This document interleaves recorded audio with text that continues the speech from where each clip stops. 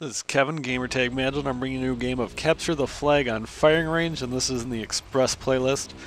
We've got a full team in this game, and after watching this first round, you're probably going to wonder why I posted this game, because it is awful. But it gets a lot better in the second round in overtime. So here I'm starting off with the Spectre pretty well. I was running right to the flag. I want to get a quick run back on it. And I've already taken out 3 dudes, half their team, so they're probably half down right now. And then I just make an awful decision here because I should have. You can see me start leaving once I see where the UAV says the people are. I should have waited till it went past again to let me know where they moved to. I would have known that guy was coming. I would not have tried to get him in a long range fight. There, I knew that guy was up there. I was hoping to catch him unaware, but since I could see him looking at me, I knew I wasn't going to win that fight. And that one was just unfortunate, as was that one. That one's kind of a shitty spawn too, because that guy's basically on the other side of the hut from me. But there's a lot of unfortunate play quick in a row right here. Now it's going to get a little bit better, but there I was just trying to get a grenade over towards the flag and catch some defender unaware, which shouldn't work that well because I can't really see what. I mean, with Ghost out of the picture, almost everybody should be running flak jacket. They aren't, but they should be. There I get rid of that car because you never don't want that just to randomly explode. And the key to winning gunfights around corners, just come around spraying, especially when you got a gun that's decent at hip firing. Here I'm using the AK-47 now, and lately that gun has really become a favorite of mine, which I've liked it before when I used it.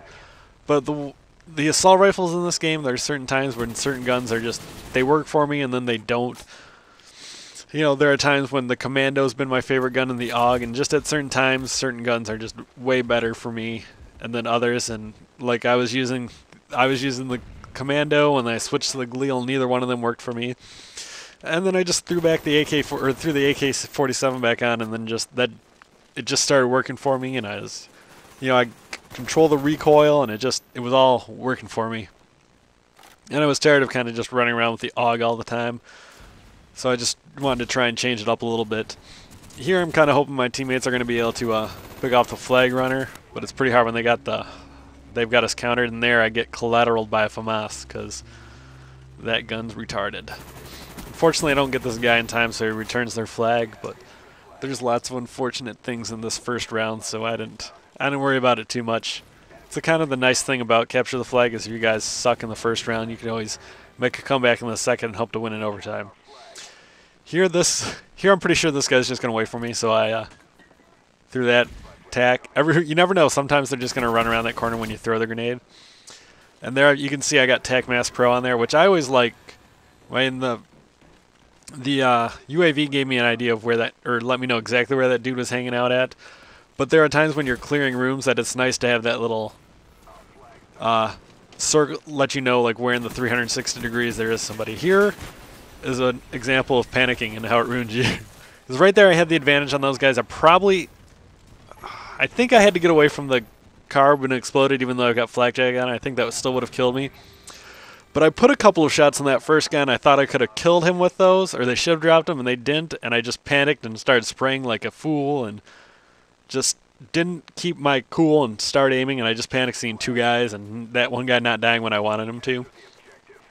So here's the start of the second round, and I'm going to go capture 4 flags in a row. I'm going to die twice in this one, but for the most part, I was just not going to lose to these guys and set myself up to win. And it was really frustrating, even losing that first round with these guys, because we'd played them in a game of domination just right before this, and really went to town on them. So it was frustrating to be in this game and not doing as well against them and capture the flag, especially since we had a full team and we're all pretty good, and we were communicating fairly well. For some reason, we just couldn't get the kills in that first round and get things going. But now in this round, I think we pretty much keep a steady supply of UAVs going up. And it's like some people may want to wait until one runs out to call in another one. But as you can see here, they kind of overlap. And if they're both up at the same time, it makes a little sweeper that tells you where people are go through faster. Here the area was clear. They respawn, and 2 of them, I think 3 of them show up. They kind of were all in that area. So I let my friend die and ran away to fight another day. There, this guy's just clueless and lets me kill him, which I always appreciate. Look at me, knifing 3 feet behind that guy and still killing him. That's just good times. I'm not sure whether or not that's better or worse than the Modern Warfare 2 knife lunge, but there you go. And this path back to your flag is pretty easy to run in firing range, because there's not really a lot of open chances for them. If your team has that side, you're pretty much golden to go the whole way. And as you can see, like I pulled it off right at the start and no problem at all.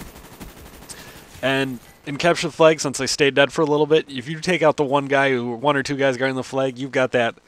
And nobody's going to be able to stop you because they're not going to be in the way of you running back to your flags. It's such a short, quick run. So it's really convenient to really score a bunch of caps really fast. Now here running this one back, I'm going to let my team do some of the work. He's going to pick off this guy, and I'm just going to let him go in front in case somebody shows up. My other teammates are watching the same way, so it's nice. I know I've got the front cleared out, and I don't have to worry about anybody capturing me or stopping me and killing me. And my teammates are telling me all clear, in this case that it wasn't clear. But like earlier, they were telling me the run back was clear, and it's always good to get those. Nice little feedback. It's really important to get those, and you kind of expect it in a team. So here comes overtime, and I'm just going to run the same route I did last time. Here I'm going to start with this nade, and it's a good thing I do, or else I would have lost this gunfight. So thankfully he's mostly dead, and I just have to put 1 or 2 bullets into him. So I ended the first round. After the first round, it was 6-9 with 0 captures. I think 0 returns. And I'm going to end this game 14-11 with 4 captures. At first I was going to run back and fight this guy because it felt smarter than leaving my back exposed to him. My teammates are spawning on me, so I let them take that fight, and I'm going to capture the flag and finish this game off.